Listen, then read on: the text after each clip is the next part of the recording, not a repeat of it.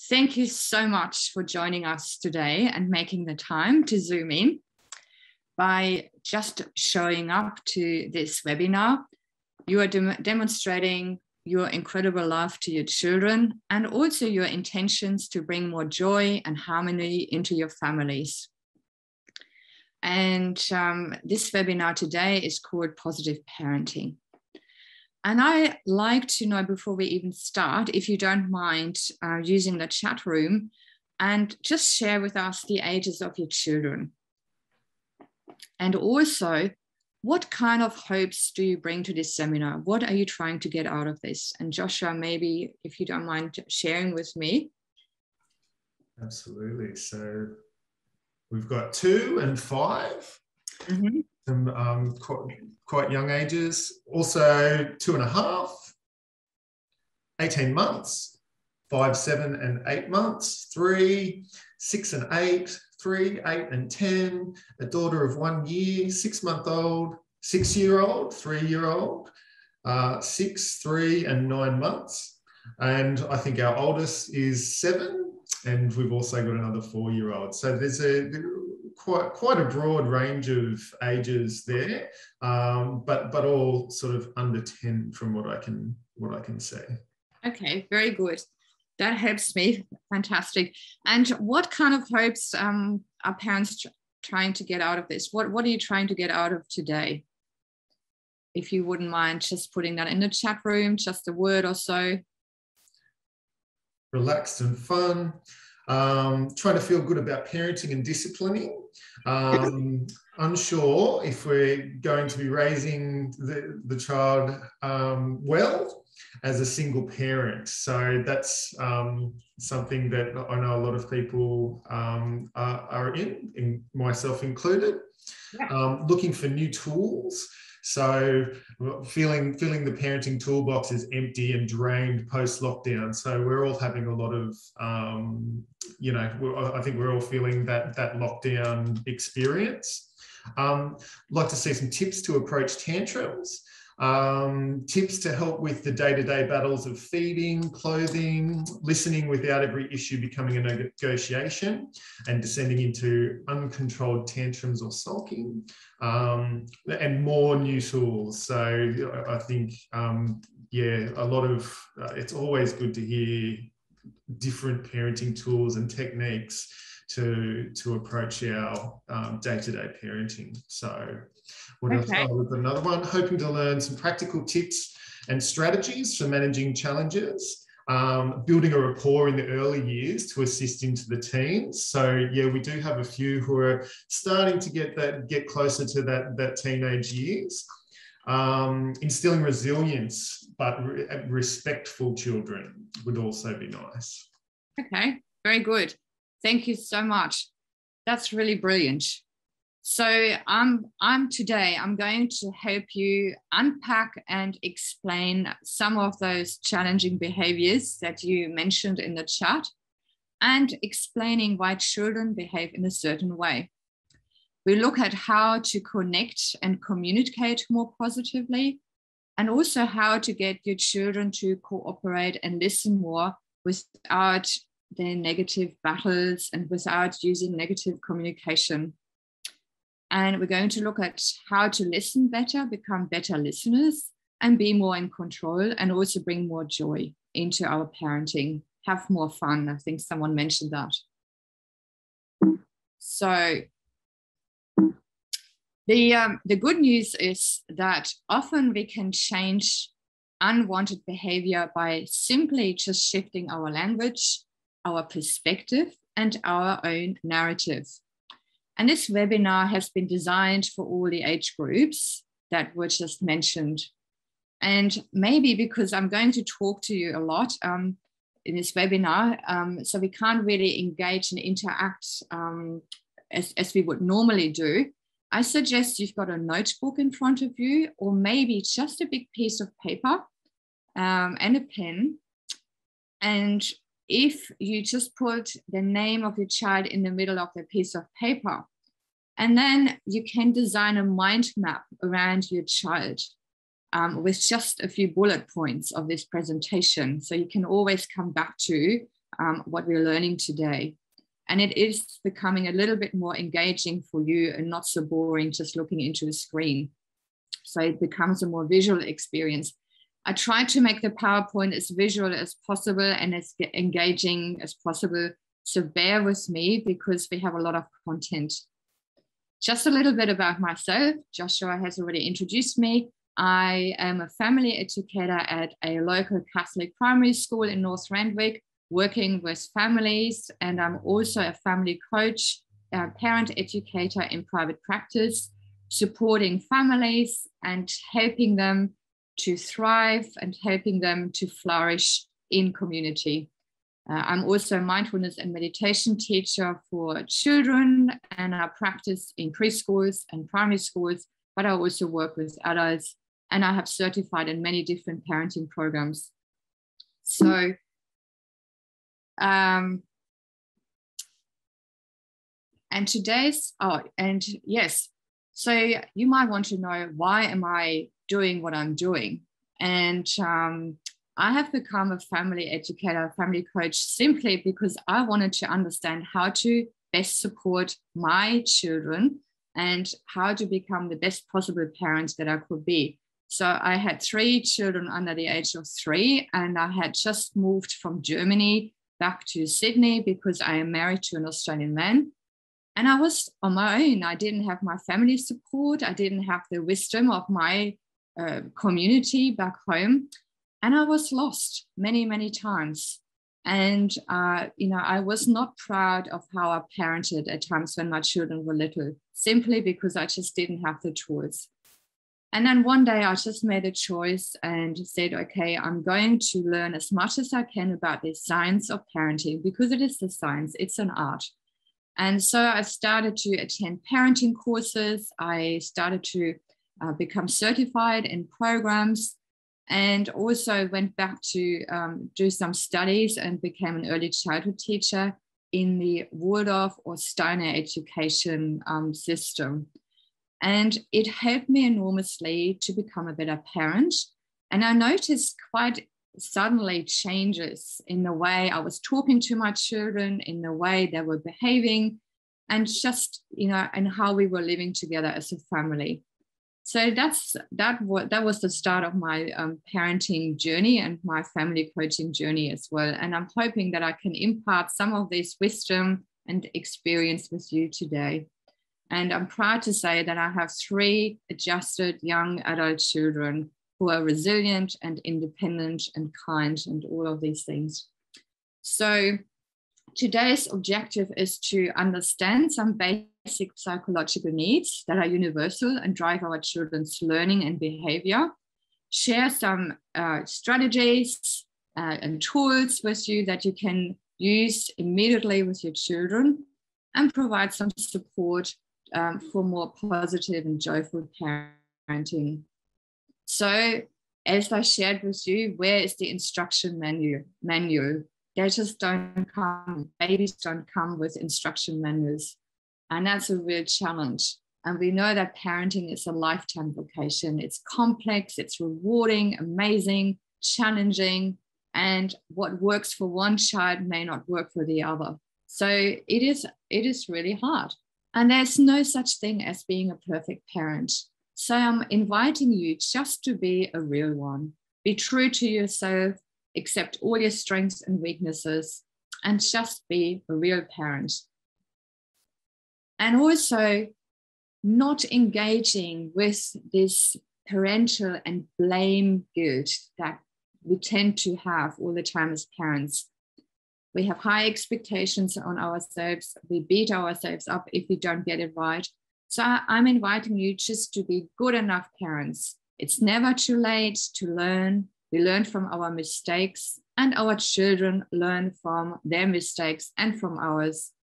And I'm still learning, and I know I will be continuing to learn together with my young adult children.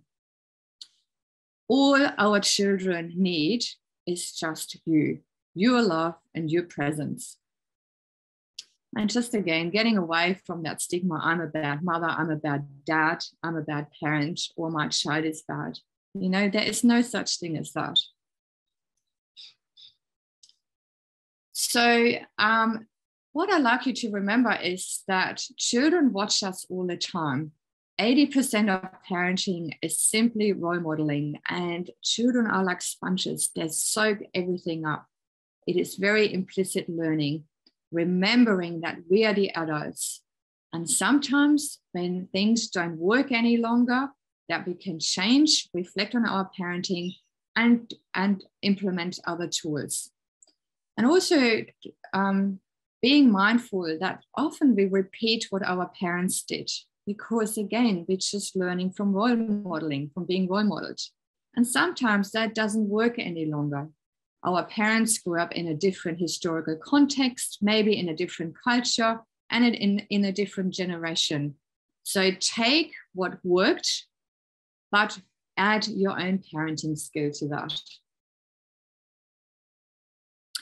And maybe just in the chat room, share with us, what kind of relationship do you wish to have with your child?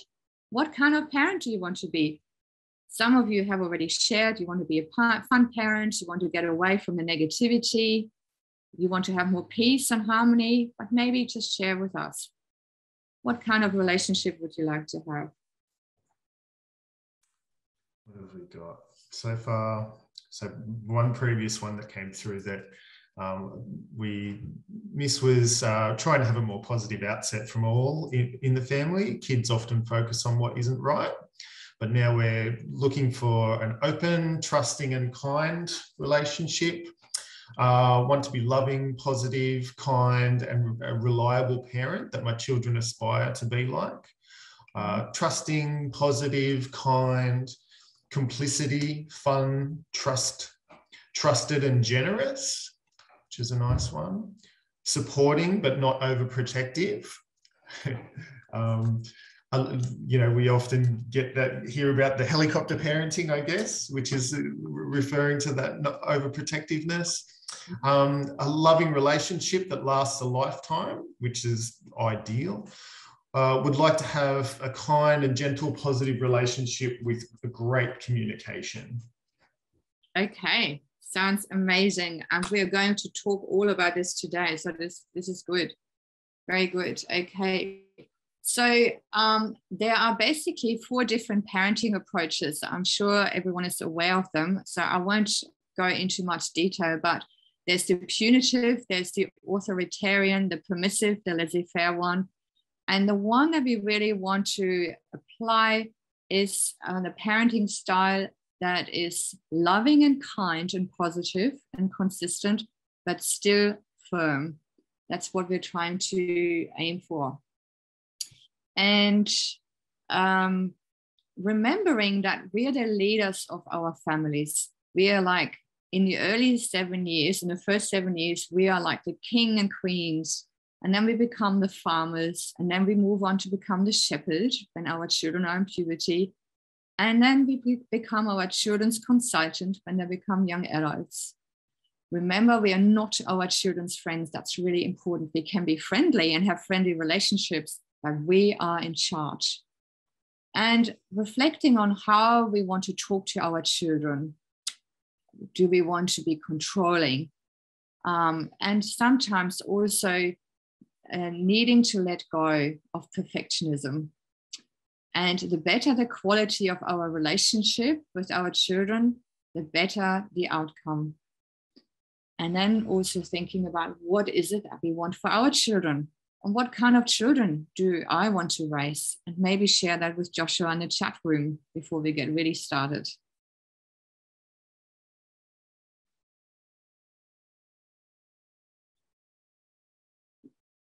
So what comes up, Joshua? So waiting on that, we've obviously we've still got the last ones. Anyone want to pop something into the chat for me? Yeah, what kind of children would you like to raise?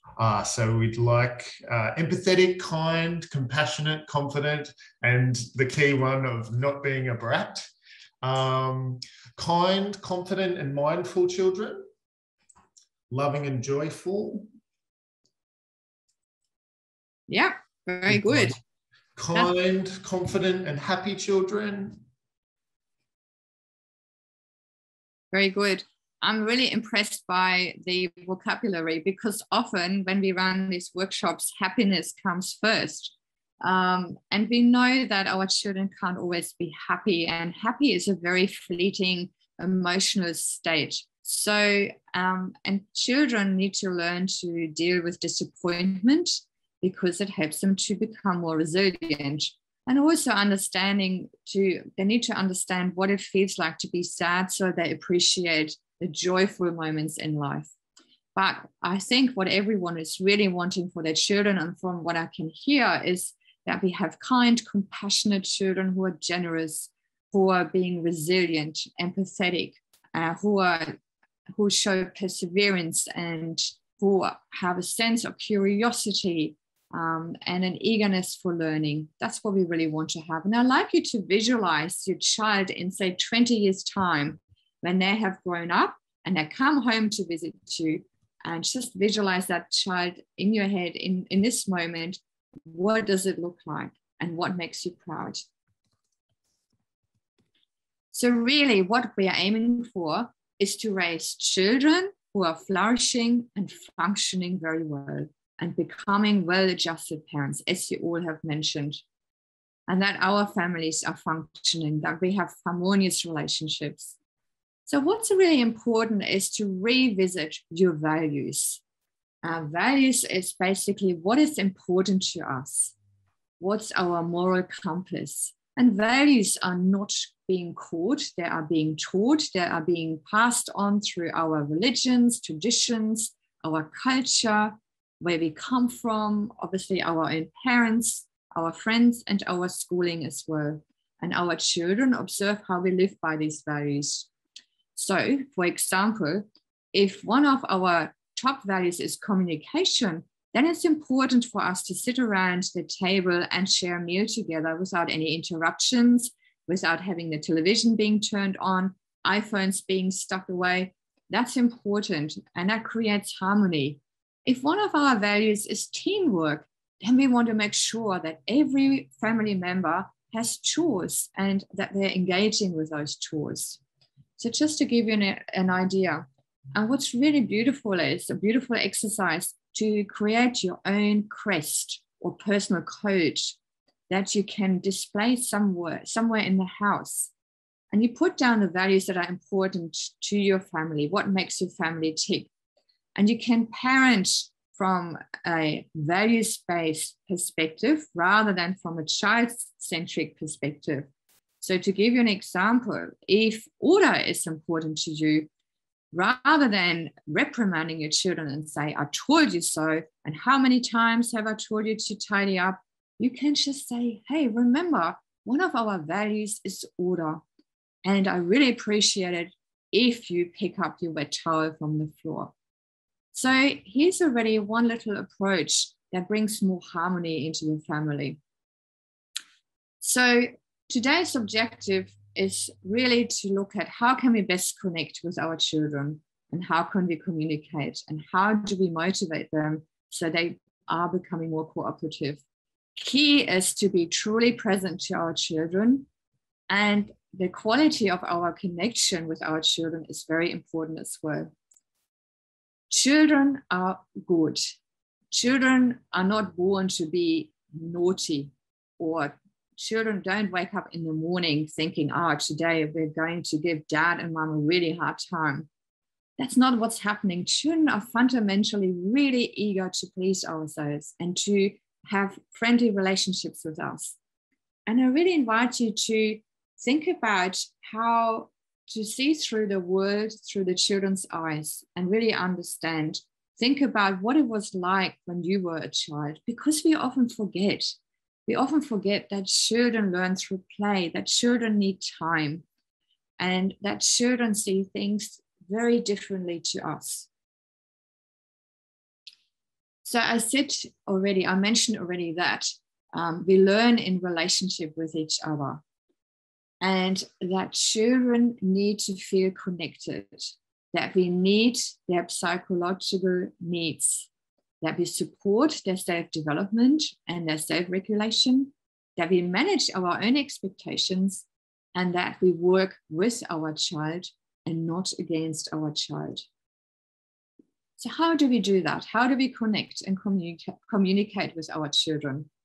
How can we be our best when our children look like that? You know, when they throw tantrums, when they give us the rolling eyes, when they scream. So one of the most important psychological needs is the theme of the attachment, being securely attached. And that basically means that the primary caregiver is available to the child and responsive to the child's needs, which then allows the child to develop a sense of security. And if the child knows that the caregiver is dependable and trustworthy, it helps the child to create a really secure base from which the child can explore the world. And we know when we are in relationship with each other, we learn, we grow, we take risks, and we become more resilient. And from the time they are born, children are wired to connect with us parents. And the stronger the connection is, the more responsive they become to your teachings and to your guidance. And this is really fundamental to understand what really triggers our children's behavior. So the ability to be with our children and the ability to attend to our children's needs, making them feel safe, engaging with them, and providing a sense of love and security. There's a beautiful greeting from Uganda. I see you, and by seeing you, I bring you into being. So let's just visualize what that means. I have taken this from the Circle of Security Parenting Training, and I really like this image because it just symbolizes what it means to be in relationship with our children. So we parents, we are the hands, open hands, and we provide the secure base for our children to go out into the world, to play and to explore. And I want us to watch over them, to protect them, to enjoy life with them, to help them. And then when the child needs to have their emotional cup refilled, that the child is safe enough, feels safe enough to run back to us into the safe haven, which us parents help to protect them and keep them safe and love them. So it's a beautiful image for you to remember. And again, as parents, we are the secure base. And our connection is strengthened when we provide this really safe base for our children and when we work with them, when we really understand their needs. What is it that they need? And children need us to help them filling their emotional cup. As I keep saying, we need to provide the safe haven. We need to welcome them back. Children are seeking closeness. They're seeking connection all the time. They want us to teach them how to soothe when they're feeling upset. They want us to feel delighted in when they play. And obviously, one of the biggest things is they need us to help them organizing their emotions. So just to sum up, children like to know that you are in charge. You can be firm, but with kindness, setting boundaries, and us being the wiser, stronger, kinder, and bigger person, being the adult in the relationship. And this is a really important one to remember, that children are often at their worst when they need us the most. And that's really hard, isn't it? When they throw tantrums, when they are being rude, when they don't stop crying, it's really, really hard. But we need to remember this is when they really, really need us. So important.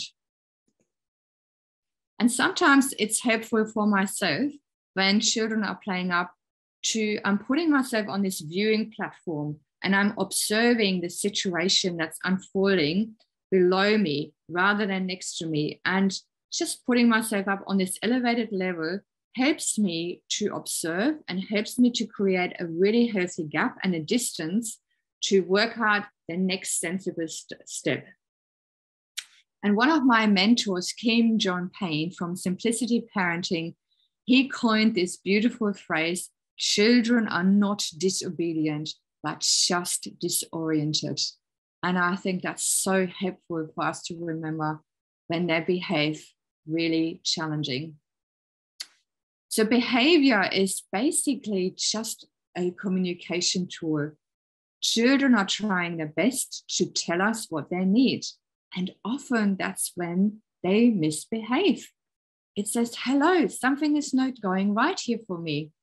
And it's very difficult sometimes to get their cues. And it's easy to miss, especially when we are on autopilot, when we are busy, we miss those little subtle cues. So what are the emotions? What is it that triggers these children? What's happening and which needs are not being met? What can we do and how can we be with our child? Here again is a beautiful visual image. Again, just summarizing as an image, as a metaphor, what I was just trying to explain, that when children are misbehaving, they are feeling overwhelmed and it's too much for them to handle that particular situation and they need you to help you. They are crying out for help. The child is saying, help me to organize my emotions. Help me to stay with me in this very, very uncomfortable emotion. They need to know that there's someone there holding their hand when they feel really overwhelmed, and they need to feel safe and not alone. And for us as parents, our job is to say, okay, I'm okay. I can hold you and you will be okay and you are not alone. Being with your child.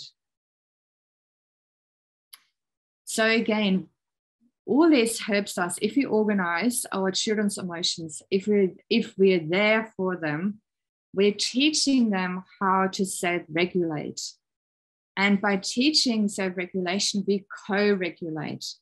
By role modeling fairly calm behavior, our children learn how to also then self-regulate in a more calm manner and self-soothe. So again, when children act out, I don't know what to do with my feelings. I'm lost. I need you. Help me. And that's why I'm screaming. We become our child's emotion coach. And this is one of the biggest learnings, hopefully, for today. Being emotionally connected to our children, recognizing what your child is feeling, turning towards your child and not turning away. And the way we feel triggers or affects how we behave. Obviously, if your child is feeling embarrassed or angry, then the child might be acting out because it doesn't know what to do with these feelings. If it's frustrated, yes, they are probably most likely to throw a tantrum. So by us becoming their emotion coach, we help them to reduce stress.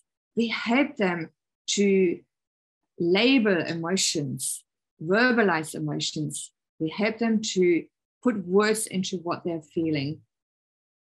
Often as parents, when our children act out, we might say to them, oh, calm down or get on with it. Why are you behaving like this? Life is tough. There's nothing to worry about, and we become dismissive. We might be embarrassed because we are out on the playground or in the shopping center. So we become dismissive. Rather than being with our child, we might turn away from them. So being present and helping them to analyze their feelings is really important, because when children are being understood by us, that's when they can understand themselves much better. I'll give you an example. A child who is a little bit scared of the night, which is a very common thing for a lot of young children. They are just simply scared of being in the dark. And the child gets up 5, 6, 7 times during the night, and it becomes really annoying. And rather than saying to the child, oh, come on, get on with it, or there is no monster in your room, sit with the child, validate their fears and saying, yes, I can see that you are really scared of the dark and that you fear there's a monster under your bed. I understand how that feels. I used to be scared of the dark as well. Now, what do you think we can do about this? And help them to problem solve. Shall we put a nightlight in your room? Leave the door open? Shall I read you a story? Massage your feet? And just helping your child to understand what's going on. Sometimes when emotions are really, really charged, like frustration, anger, this might be the primary emotion, but often there's an underlying secondary emotion, like an underlying current. And it could be that the child is feeling maybe confused, or maybe not feeling accepted, not loved in that moment. So really trying to work out what is going on. And there are around 34,000 different emotions, and we can feel them all in one day. And I've given you an example here of the emotion wheel. I'm happy to send that to you too, if you're interested later on. It's good to print it out and put it on your fridge and help your child and yourself also to expand on your emotional vocabulary. And as a really fun task to do to help your child to get to know more feelings, maybe use the alphabet from A to Z. Sit down and make a list of all the different emotions that relate to the alphabet. And if you include children in that sort of work, they feel really validated, and it helps them also to build their self-regulation skills. And when children learn about their feelings, they become more empathetic because they learn to understand how other people might be feeling. They become more self-reliant. They become problem solvers. They learn how to self-regulate. Sometimes it's good to reflect as a parent, why do we find it so hard to deal with children who are challenging us? Is it triggering something in us? Is it bringing back some trauma maybe? Or are we scared that if we verbalize, if we put words into their mouths, that they start to become, difficult? It's not. It's just our job as parents to really help our children to understand what they're feeling and help them to manage it. So when you put feelings into words, this is a really good tactic, by the way. So there is this adage saying name to tame. So if you feel feelings which are unhelpful and which are challenging, a really good trick is to say it aloud. I am feeling really frustrated. And what happens is that the intensity of this charged emotion is being reduced by just verbalizing it, by just saying it loudly. And this finding comes from neuroscience. It's very, very effective. And teach your children that as well, and use it in your own life. So to sum up, help children to self-regulate, validate their feelings, name to tame it, put feelings into words. It helps you to be less reactive. The second important psychological need that we need to understand, or phenomena, is the so-called negativity bias. Again, it's from neuroscience. We are hardwired, humans are hardwired to always look for the negatives, for the worst scenario, for the bad news. And bad is usually stronger than good. And that just comes from our caveman mentality, because we were always looking out for fear. We needed to protect us. And this negativity bias helps us from the fear, from danger, but often enough, it's actually not helpful in our 21st century, because the attention to the negative is not helpful when we try to build positive relationships with people, especially with our children. So it's just keeping that in mind, that we always try to find the negative things. We always try to fix our children's weaknesses rather than looking at the positives. So to give you an example, Your child is getting dressed in the morning and it's trying really hard. You walk into the room and you notice that their t-shirt is the wrong way around or upside down. And what do we do as parents? Because of this negativity bias, we point out, oh, the t-shirt is upside down, rather than saying, I can see that you tried really hard to dress yourself. And that really helped me a lot to get ready myself. So you see how that happens. We tend to look for the negatives. Then another fundamental psychological need that we need to understand as parents is the self-determination theory. And this theory suggests that people are motivated to grow and change by 3 innate and universal psychological needs. And it suggests that people are able to become self-determined when their needs for competence and connection and autonomy is fulfilled. So how do we get our children to do what we want them to do? It's really simple. We need to understand that our children want to try themselves. They want to grow up. They want to be independent, and they do not want to be controlled.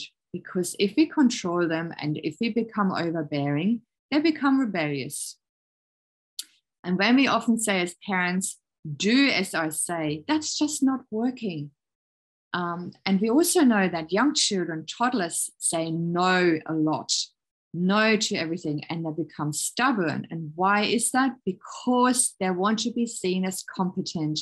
They want to be independent. They want to try things for themselves because that's how they work and that's how they grow. So really important to understand that too. What does it mean in parenting? It means that sometimes you have to allow for more time for children to try out things. When they get dressed, when they try to put their shoes on, you know, they might say, no, mommy, I don't need help. You're in a rush. You're trying to get the bus. The child is just not getting ready and you're getting frustrated. And then we start yelling at the child and this is becoming a vicious circle. So understanding that they need to be independent and we might need to give them time for that. We won't spend much time on this, but I just want you to know that every human, our children are born with 24 innate character strengths. These are genetics, they are in us. And we all have the same strengths, but the ranking of these strengths is very different. It depends on the individual person. Notice the qualities, the character traits of your children. And you might notice in young children, you know, is your child very kind, or is it very spiritual, or is it very determined, or is your child curious? Does your child like to engage with nature? And support them in that, affirm them. Tell them that you recognize, I can see that you are very compassionate. Children really want us parents to delight in them. I mentioned that earlier. They don't get up in the morning and say, oh, you know, I'm going to give mom a really, really hard time. They really want us to be happy. They want to have happy relationship with us. And again, delight in their talents and in their positive qualities and nurture their self-development, their control and regulation. What's really important to bring into parenting is the sense of mindfulness, being aware, noticing, making time for connection and self-reflection. And when we become more mindful, that's when we can help our children. That's when we understand their needs. So how do we get children to behave more positively and cooperatively? I'm going to give you some strategies now. So there's quite a few. So have your pen ready and your big mind map. The number one is catch your children when they are good. Again, not looking at the negatives, looking at the positives.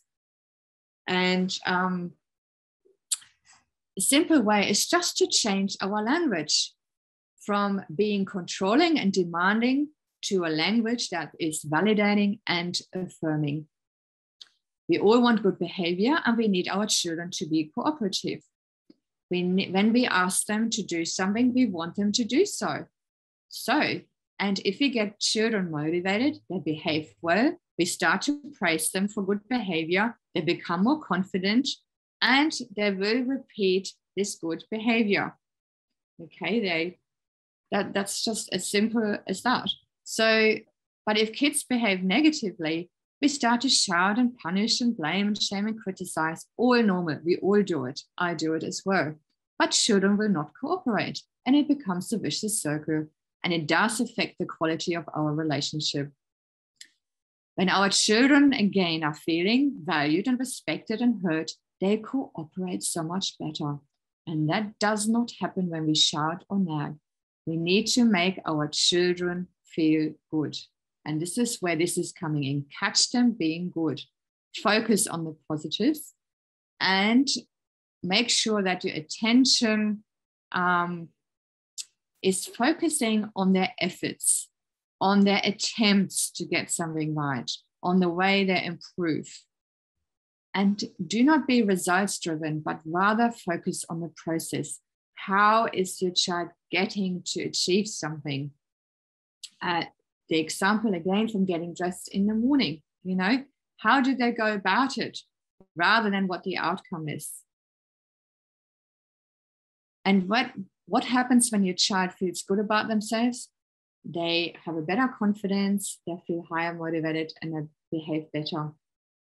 And speak positively. I can see that you're trying to put your bag into the corner and your shoes into the hallway. Your scooter is still out in the courtyard, but I see that you're almost there, that you're almost tidying that up as well. So just really focusing on the positives and affirming them. Using descriptive praise. So again, praising the process and not the outcome. What is going well, noticing small things and letting go of our perfectionism and our expectations.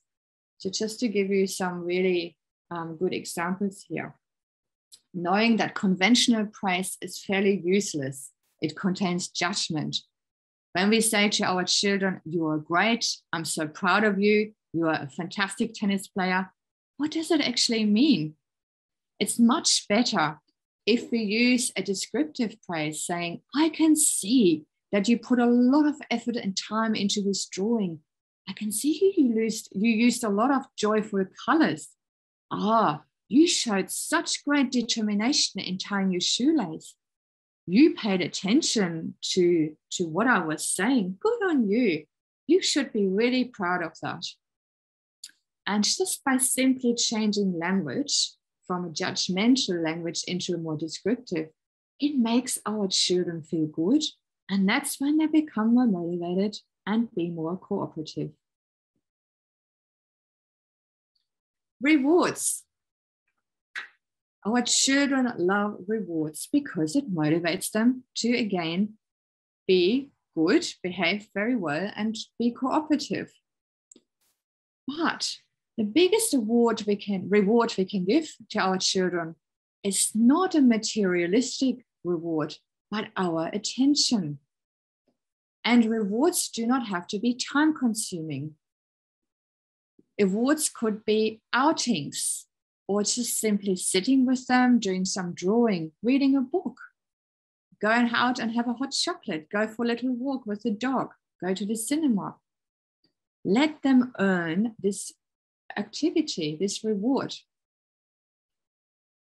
And reward could be also giving them some independence. As an example, you ask your children to set the table. Use descriptive praise for encouraging them to set the table nicely. And as a reward for doing so, for following your instructions, you might say, your reward could be that you drink out of a glass today instead of a plastic cup. Or you might choose the dessert. Or you can pick your favorite table napkin. Just something like that. It's a really good idea to have a reward box available. And that could just be a shoebox. And you make up cards and you brainstorm together with your children their favorite activities, which become their reward. And whenever they do something really well and you want to praise them for a specific achievement or process, reward, you just pull out a card And this is the reward. Again, it's not time consuming and it's not materialistic. And it does the trick, guaranteed. A really simple one, which you can implement straight away, is called the pasta jar reward. It's such a fantastic motivator for your children to get something done because it's visual, it's easy, and it's quick. And it's really good for building positive relationships. And it's not material. So you have one jar for the family because then you don't have competition between siblings. And every time you catch your child doing something good, you just pick one pasta shell and stick it into the glass jar. Make sure the jar is not so big. And then when the jar is full, your child can pick the reward from the reward box. And I guarantee you, your children will be very keen to participate in this really fun motivation sort of reward exercise. Another one is a golden praise book. It's just a journal that you keep. And once a week or at the end of every family meal, whenever you have time, you sit together with your child and you review the week and you write down all the good things that your child did. It's so affirming, and I guarantee you that your child will feel so loved and safe and validated that they will try to keep engaging in good behavior and be cooperative. And then also, when you share a meal, a super gratitude exercise is called What Went Well Today? And just sharing around the table, you know, what's been going well today? Again, praise, use descriptive praise to affirm your children. We still do this in our house, and it's a very powerful exercise. Again, just to, you know, to help your children to be motivated and cooperative. Another really good strategy, again, it comes back to how we use language, is to use the phrase when and then. So when you have helped me unpacking the dishwasher, then I have some time to play with you. Instead of using if and then. So just to give you the example, if you don't scream whilst going shopping, then I'll buy you chocolate. I think you can hear the subtleties, the differences, because if and then is a bribe. And bribing our children gets us in trouble. The treats become bigger, it gets more challenging, and our children become manipulative. We don't want that. However, if we use the reward when and then, it again acknowledges the process and not the performance. It celebrates efforts and attitude, and it makes them feel valued and respected.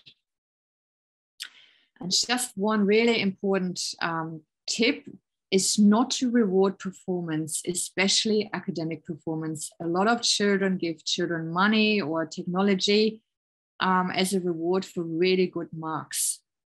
Your approval is not dependent on their achievements, but how they approach it, how they go about it. And your child is not defined by what they have done, but who they are and how they go about things. That's really important to remember. In terms of rules, of course, we do have to have rules. And again, these rules are aligned with your family values. It's really good to keep reviewing your rules every so often, especially if they're not working, and ensuring that your rules are age appropriate and also appropriate for their state of development. Rules need to be positive because, again, it just helps our children to feel more motivated. So if the rule is not to play ball or soccer in the house, rather than saying, don't play soccer in the house or ball games, you just say, ball games are played outside. Again, it's just a subtle change in the way we communicate, but from being negative, we become positive. Sometimes our rules need to be broken down in little chunks, especially for small children. So when your rule is to keep your bedroom tidy, rather than saying, I want you to keep the bedroom tidy. That might be too much for a 3-year-old child. Break it down. You can say, our rule is in the morning to make our bed. And then when the child comes home from preschool, our rule is to keep our clothes on the chair when we get changed. After the shower, our rule is to keep our wet towel, hang it up in the bathroom. So again, we must be in charge. Make a list of rules, positive rules, and just change around the way you are conveying these rules. Make them positive. If rules are being broken, yes, we need to discipline our children. We need to have some sort of consequences. But these consequences do not have to be punitive. We are trying, remember, we are parenting from a platform of love and not from a platform of fear. And using positive consequences, again, helps to better self-regulation, and children respect us more as parents, using descriptive praise and knowing that every correction is an opportunity for connection. It's really important when our children misbehave or do something that's not good, to give them a second chance. So it's important to help our children, again, being with them and allowing our child to recognize their behavior, their wrong choice, and their wrongdoing, and give them a second chance and give them the opportunity to get it right. Because often their brains are not developed. They don't understand that their misbehavior was not good. So as an example, your child comes home from childcare, is tired, is grumpy, is yelling at you, is throwing the bag and shoes in the corner of the hallway. You might just say to the child, okay, was this your best voice? Was this your homecoming voice, your calm voice? And just give the child a second choice. They know as soon as you remind them, as soon as you connect with them and point out, they know something was not right, and guaranteed they will change their behavior. For bigger mistakes, punching, hitting, pulling hair, our children all do that at school, biting, all that sort of stuff. Again, we know there is an underlying need that is not being met. So really helping to be with our child and using misbehavior as a teachable opportunity. We all make mistakes. How do we deal with them? That's the secret. And not labeling our children as being naughty or stupid or hopeless, because that doesn't help our children at all. It does affect their confidence. We need to help them to learn through mistakes. And sometimes when we are both upset, parents and child, we need to have some time to cool down and then guide them without judgment and anger and blame. Acknowledge their feelings behind the behavior, helping them again to manage their feeling, and explore together what happened here. Why did the child behave in a certain way? And verbalizing what is going on, getting them to admit their mistake so they understand that they did something wrong, and then help them to repair, to amend. They might have to say sorry to someone, make an apology. They might have to fix something. As an example, if your child is painting the wall with colorful markers, rather than punishing them and sending them to the room, that punishment could be cleaning up the wall together with you. So again, it's a more positive punishment rather than a negative punishment. And they'll learn from their mistakes. They won't do that again. So help them to alter their behavior. What could you do the next time? And helping them to accept that we all make mistakes and to forgive themselves as well. We all want our children to follow instructions or get them to do something. And this is where a lot of escalation is happening. This is where we find a lot of tantrums. So, for example, if we ask our child to pack away their toys and come to the dinner table, often they might just not hear you because they are so absorbed in their play.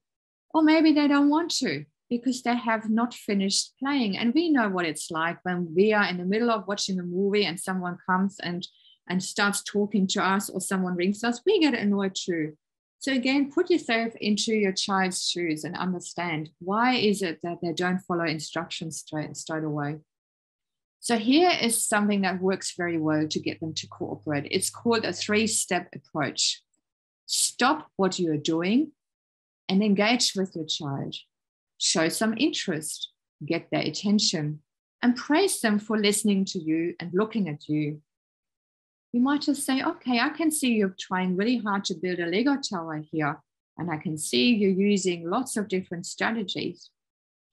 And so just engage and have their attention. And the second step is to give instructions, really clear and simple. Ask only once and ask your child to repeat the instruction, so to make sure that they heard you.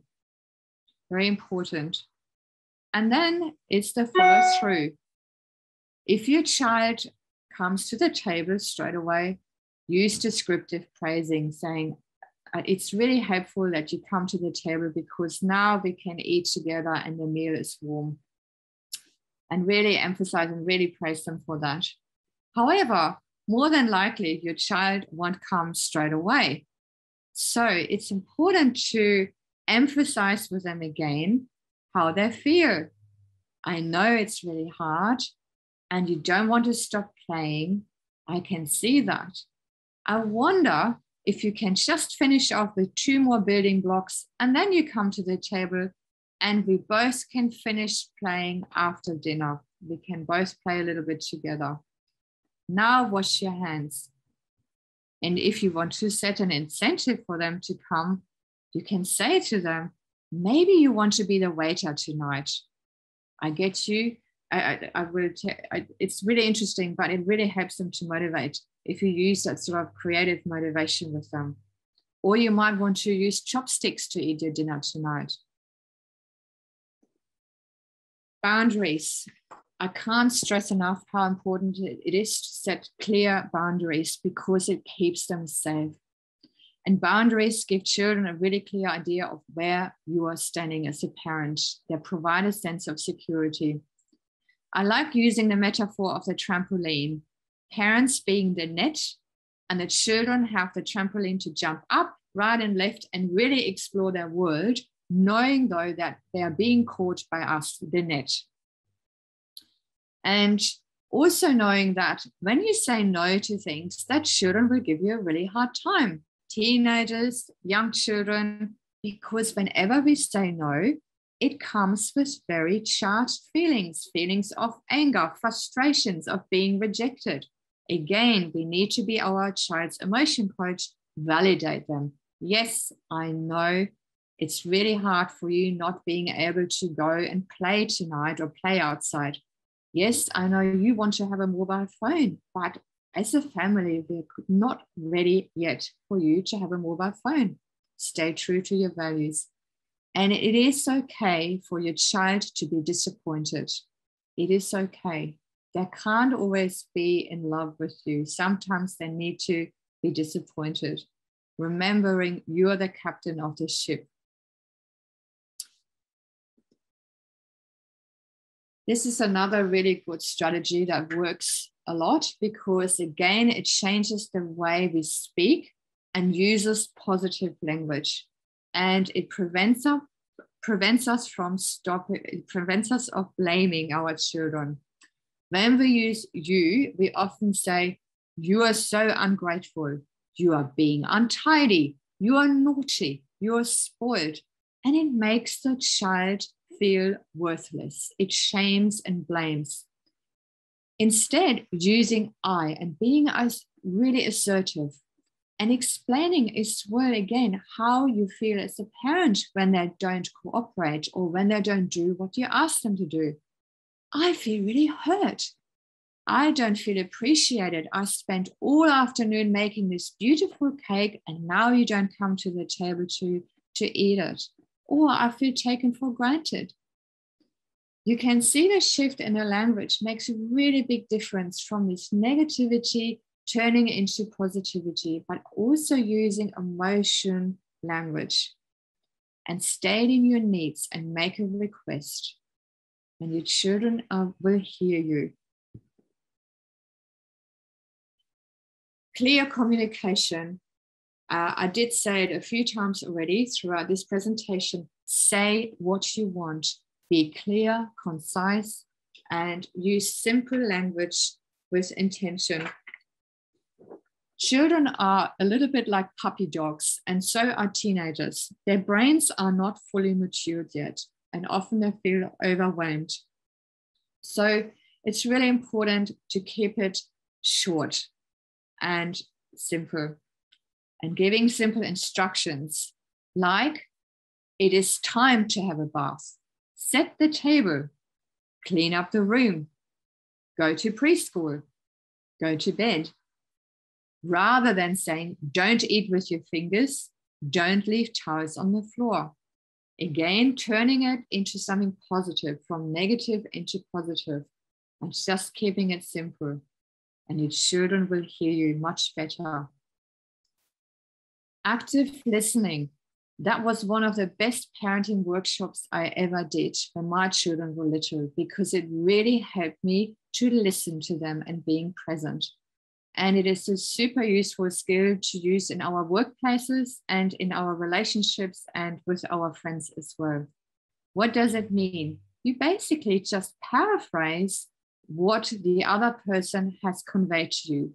So when your child comes to you and says, so the child comes to you crying and really upset and says, oh, my friend on the playground, he just threw stones at me and I'm so upset. And you just simply paraphrase what they said to you. And the child will then continue with the conversation and say, yes, they threw stones at me because I pulled their hair. And you keep repeating what they said. And it's this game of repeating. It's like playing ping pong with each other. And what you find is going to happen is that whilst the child is retelling the story, you paraphrasing is, you validate what they're saying, you validate how they feel. And in this process, your child actually problem solves. And by the end of it, you'll find that you don't have to interfere, you don't have to intervene, and there's nothing you have to do because the child has worked it out for themselves. It's a super skill to acquire with your children. And it also helps them, or it teaches them, and then they see that you're being present with them. I mentioned this before, keep things very simple, because especially mothers, women talk too much. We talk over the heads of our children. We talk to them all the time. And rather than asking them questions, we give instructions. So this is relating back to the need of being autonomous and giving our children agency and really listening and observe. And my children still remind me every day that I talk too much. So really important. Self-reliance, again, we know our children want to be independent and they want to do things for themselves. And Professor Rinaldi, who is a very renowned early childhood educator based in Italy, she keeps reminding all families and educators that children are capable beings. So trust your children. Give them a pair of children's scissors if they want to start cutting paper, obviously being supervised by you. Let them help with cooking and give them opportunities to get dressed, to put their shoes on, to get ready for school, and help them to become independent. It will prevent a lot of tantrums because, again, children want to learn. And a really good way of teaching our children is to teach them whilst you are doing an activity. So, for example, if you're baking or washing, cleaning, watering, invite them to come along. And that's how they learn. They learn from you. They learn by watching you. And that's how they can really hone their independent skills to become independent from you and to be more autonomous. And sometimes that might take a little bit longer, but in the end, you actually save yourself time because you're not engaging in endless negativity, fights or battles.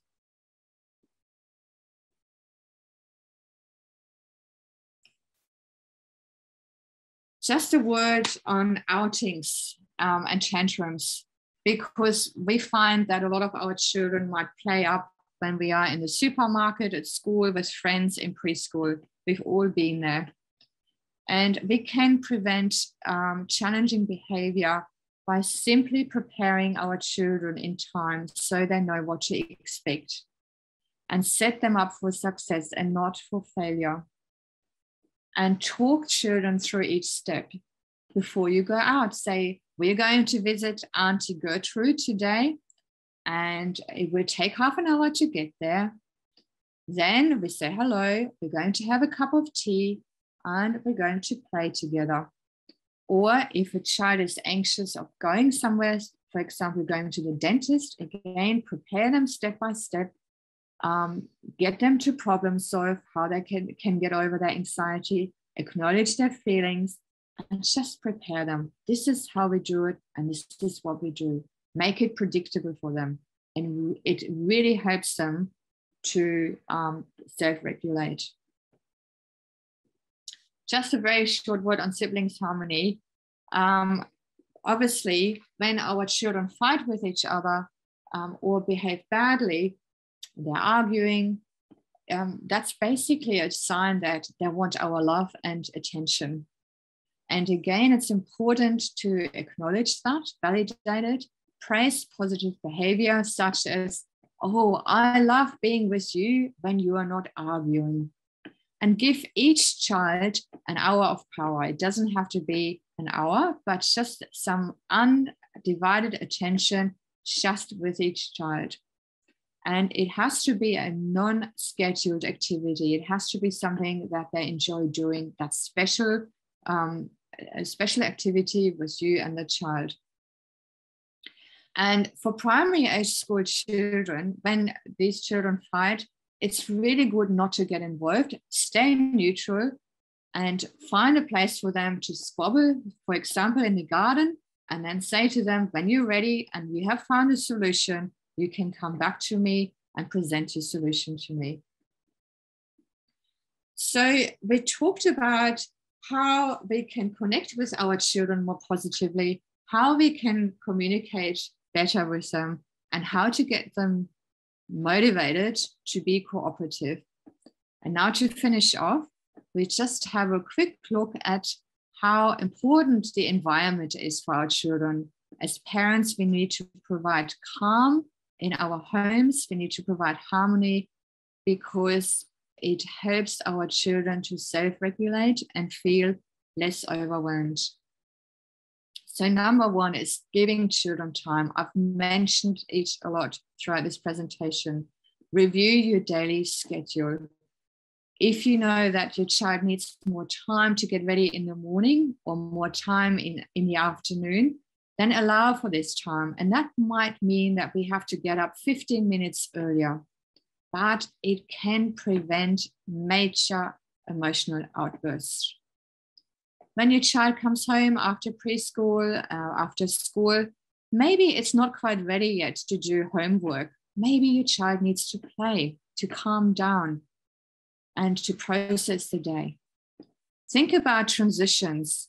Often children need transition times in the morning. When they get up straight away, they might not be able to have breakfast straight away. They might not be able to brush their teeth. They might just need to sit and read a book for a while. And again, there's a lot of magic in giving time, the hour of power, and spending quality time with your children. And this could be just simply being 10 minutes, having a beautiful bedtime ritual. Especially as working parents, we don't have that sort of time during the week, but maybe you can set aside half an hour at night times during dinner and after dinner and give your children the undivided attention they need. That's all they need to have. This is my absolute favorite. Children need routines. They need to have rhythm in their lives, and they need to have rituals. A child who is constantly exposed to different routines is wasting a lot of negative energy of navigating their world and living in a state of constant nervous tension. They become really hypervigilant because they spend a lot of time trying to work out how to deal with uncertainty. A child who gets up at the same time every morning, is getting dressed, has breakfast, and goes to school or preschool at the same time, knows what to expect. And their nervous system is calm and ready to go and be curious, take risks at school, and embrace learning. It's so important. And routines create a sense of security. They provide our children with a safety anchor, and they create predictability. It's so important. And again, they don't have to be big things. It could be just simply lighting a candle at dinner time, or just spending 10 minutes reading a book, saying a prayer at nighttime, so whatever it is that works for you. Or in the morning, cuddling up with you, just spending an extra 5 minutes. Very, very important. Keep it simple. And simplicity parenting is one of the workshops that I offer. And it's one of the first workshops that I trained in. And it made such a difference in my family, in my parenting. It basically means less is more. So you limit their choices. You still give them a choice, but you don't need them. Children don't need to choose between 50 different t-shirts, just 2. Do you want to wear the red one or the blue one? And declutter their environment. Often children have too many toys, as an example.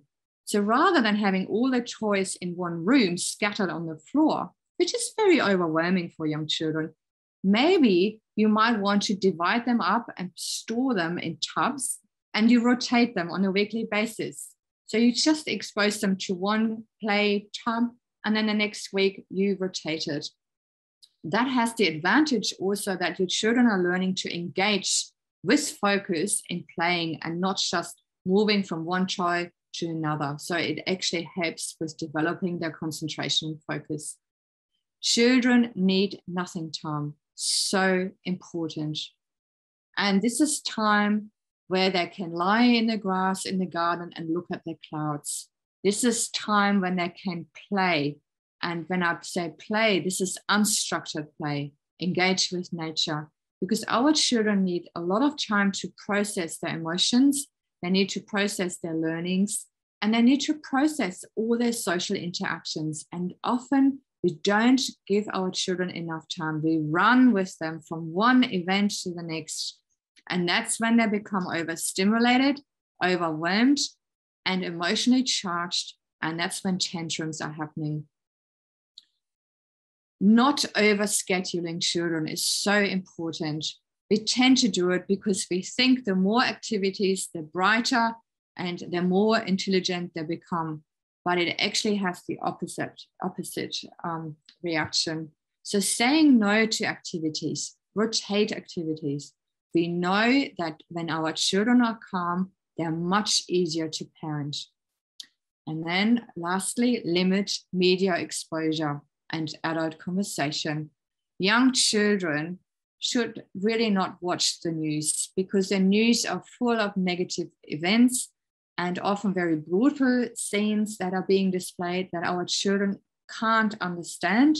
They don't have the maturity to actually really digest what they're being exposed to. And that makes them anxious, that makes them hypervigilant. And that's when they act out, okay? Because they don't know what's going on. So if you need to watch the news, maybe don't watch the news whilst having dinner. Wait until your children are in bed and then watch the news. The same with adult conversation. Be mindful how you talk about your children and what kind of conversations you lead in front of your children. Again, your children are listening and they are like sponges. They're absorbing every piece of information. And often it's just too much for them, okay? It becomes too overwhelming. And again, they start playing up. Understanding what your child's primary love language is. It's really good to understand that, not just with our children, but also with our relationships, adult relationships, and with our friends. How does your child want to be loved? Is it by touch, by words of affirmation, by spending time together, by little gifts? And again, they don't have to be materialistic, or by acts of services. We're just going to finish off with some support strategies for you.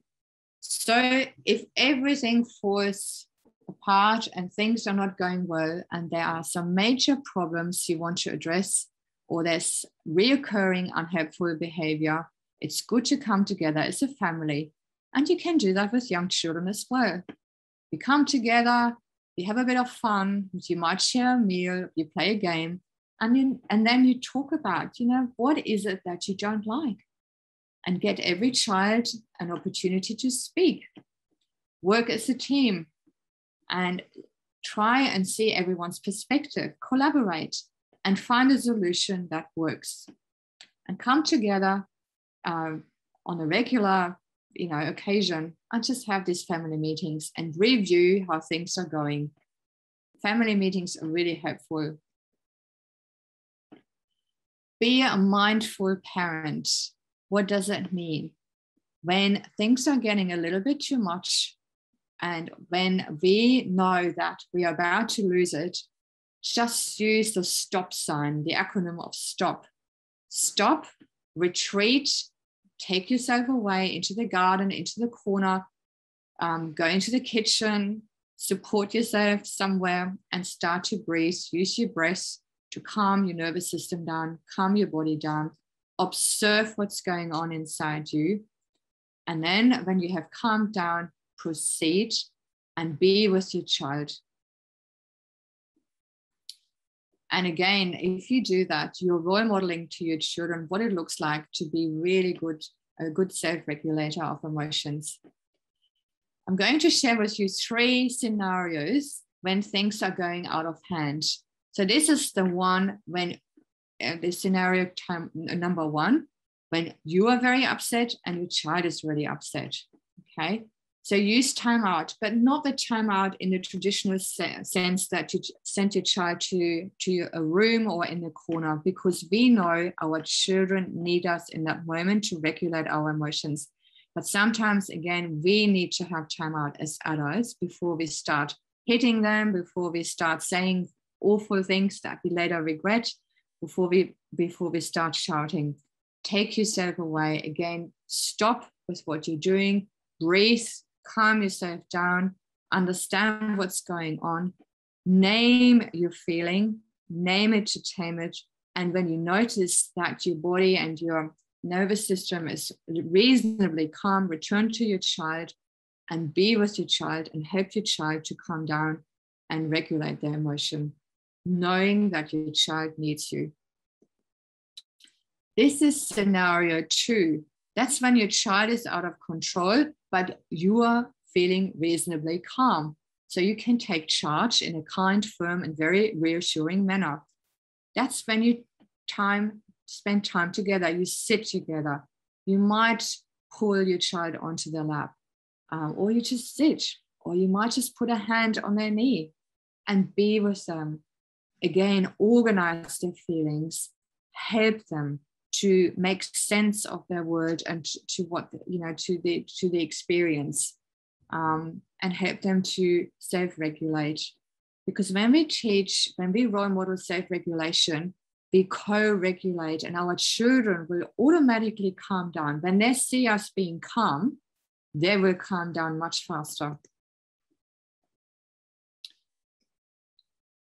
And then there is the scenario 3, when your child is a little bit upset, but not too much, and you are calm. And this is a really good platform to teach your children, again, to find ways of dealing with the problem and to find ways how to self-soothe and teach them how they can calm down when they get really upset. saying to the child, together, we've got this, we will work it out. And, you know, your child understands that you are really trying to help them and that you are keeping them safe. So use challenging behavior as teaching moments, being with your child. Again, find strategies for your children that help them to calm down.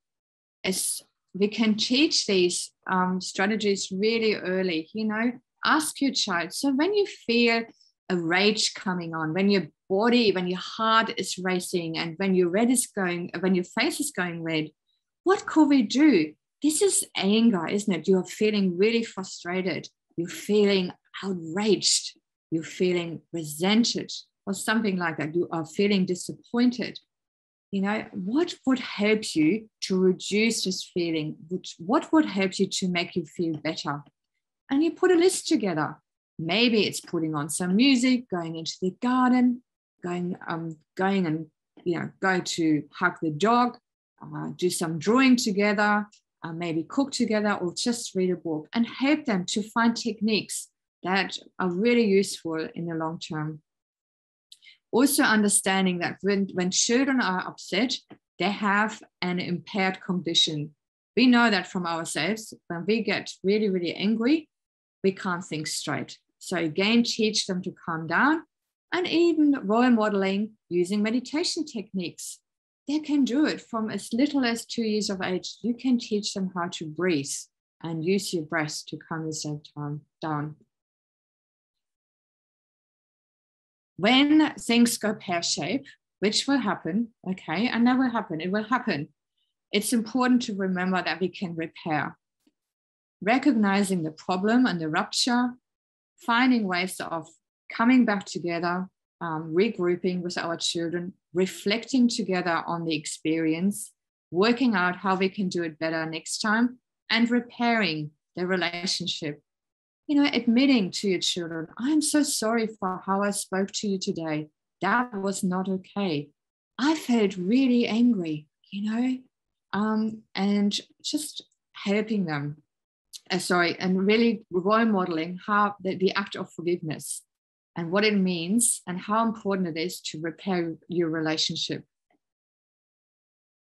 Because again, when we work in relationship with each other, that's how we grow together, and that's how we learn from each other. And that's how our children learn. And then obviously sometimes our children play up simply because they're hungry, or they might feel lonely, or they might just be tired. So reviewing your routine again, you know, does it mean we have to adjust our bedtimes? Do they have to eat earlier? Maybe eating at 6 o'clock is too late. Maybe they need to have dinner when they come back from preschool because they are really hungry, and so on. So really important to look at that. And what do we do if we can't hold our children when it gets too much? This is important, and it happens to all of us. Reach out to your friends, go to parenting classes, ring the parenting helpline, talk to people like me, parenting coaches, who can give you just some simple strategies to get things right again, okay?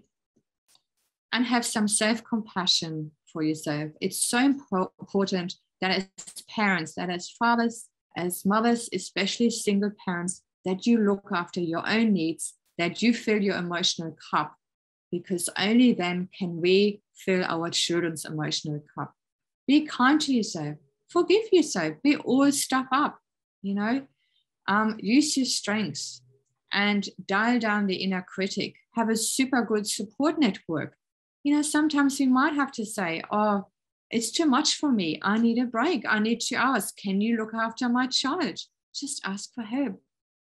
Have a laugh, have a sense of humor, use meditation skills, and make a list, make a list of joyful activities that you want to engage with and that give you energy and positive emotions, you know. And also, if we have a bad day, just say to yourself, this too will pass, and the next day will become better. And a super powerful thing to do is celebrating golden moments. It is so affirming for you as a parent to write down in a diary, in a journal, all the gifts and blessings of your parenting competence. And you will find out when you put it on paper that you're doing really, really well. And you can celebrate tiny daily victories, even if they are small.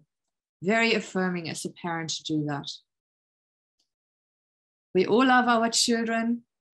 You are not alone, and parenting is a community effort. So I can't stress enough how important it is to reach out when it all gets too much. And share your feelings, share and say, I don't know what I'm doing here. I'm at the end of my tether. It's okay. We're not perfect. We're human. We all just try our best. And I want to conclude with something really reassuring. So you might think, oh my goodness, this is so much to take in. There's so much to remember. But by just having the intention of being the best possible parent, and maybe by just implementing a few of those little nuggets that I have shared with you, you are doing really well. And research has shown that if we have the intention 30% of the time to make amends, to try better, to be more positive, then our children are doing really, really well. So it's 30%. I think we can all do that together. I just want to share this with you, this little poem in your own time, because I think it beautifully sums up what we were talking about today. The importance of connection, the importance of being with our children, learning to understand their needs, helping them to feel and understand their feelings, supporting them, listening to them, hearing them. So it's just a beautiful poem that you can read in your own time. And I think it sums it all up. And if you need help, I'm here to help you. You can contact me via social media, via my email, via my website. You can ring me. I'm happy to meet with you and unpack each of those topics that we touched base on today in more detail and just equip you with more strategies and nut it out together.